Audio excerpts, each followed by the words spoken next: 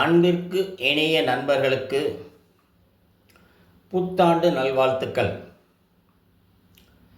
இதில் ரவீந்திரநாத் தாகூர் அவர்களுடைய புகைப்படம் இணைத்துள்ளேன். இந்தியாவில் ஒவ்வொரு நிகழ்ச்சிகளிலும், பொது நிகழ்ச்சிகளிலும், பள்ளிக்கூட நிகழ்ச்சிகளிலும் முடிவில் தேசிய கீதம் பாடப்படும்.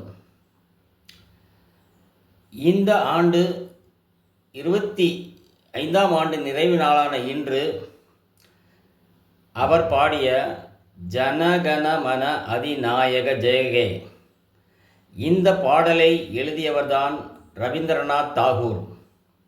நாம் இன்றளவும் அந்த பாடலை அனைத்து நிகழ்ச்சிகளிலும் உச்சரித்து கொண்டுதான் இருக்கின்றோம். இந்த பாடலை அவர் வங்காள மொழியில் எழுதியிருந்தார். அவர் ஒரு இலக்கியவாதி.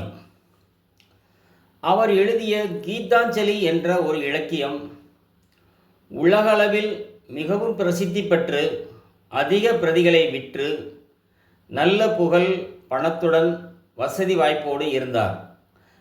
அவ்வமயம் அவர்களை மேலை நாட்டினர் அணுகி நாங்கள் உங்களுடைய இலக்கியங்களை மொழிமாற்றம் செய்ய வேண்டும், எங்களுக்கு உதவி செய்ய வேண்டும் என்று கேட்கின்றார்கள்.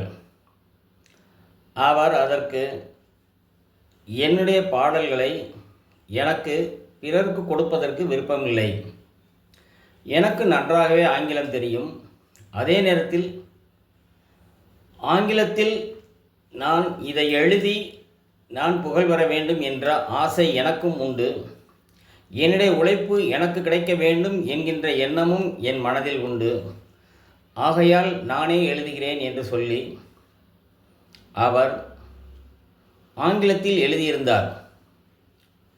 நோபல் பரிசு கொடுப்பவர்கள் ஒரு குழு அமைத்திருப்பார்கள். அதில் ஆங்கில கவிதைகளில் பிரசித்தி பெற்றதற்கு மட்டும்தான் நோபல் பிரைஸ் கொடுப்பார்கள்.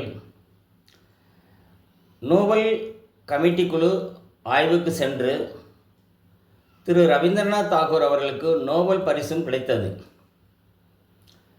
அவர் அதற்கு சொன்ன விளக்கம் என்ன என்றால், நான் உருவாக்கிய பாடலை நீங்கள் மொழிமாற்றம் செய்வதை விட நான் எழுதிய கவிதைகளை, இலக்கியங்களை நானே மீட்டு மொழியின் மூலம் உருவாக்கம் செய்து நான் பதிப்பிடுகிறேன் என்று சொல்லியிருந்தார்.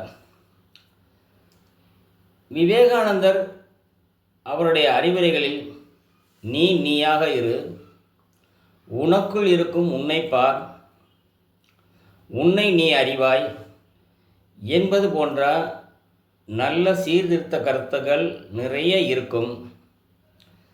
2026ஆம் ஆண்டில் நாம் என்ன செய்ய போகிறோம் என்பது முக்கியமல்ல, நம்மிடம் என்ன விஷயங்கள் தேவையில்லாதவையில் இருக்கின்றன என்பதை அறிந்து கலைந்தாலே போதும். உங்களுக்குள் இருக்கும் திறமைகளை நீங்கள்தான் பிறருக்கு காட்ட வேண்டுமே தவிர பிறர் சொல்லி தெரிய வேண்டும் என்ற அவசியமில்லை.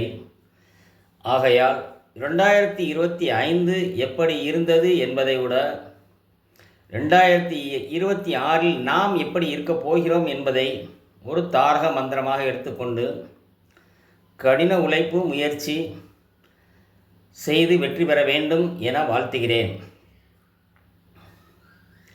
2025ஆம் ஆண்டு அனைவருக்கும் பொதுவான ஆண்டு, ஒரே மாதிரி தான் செல்லும்.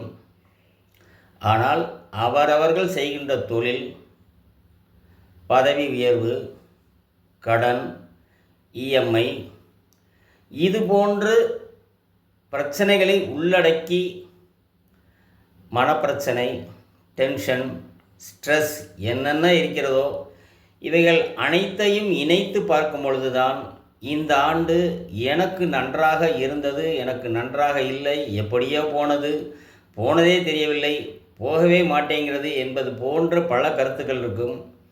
ஆனால் காலம் அது தன் வேலையை செய்யும்.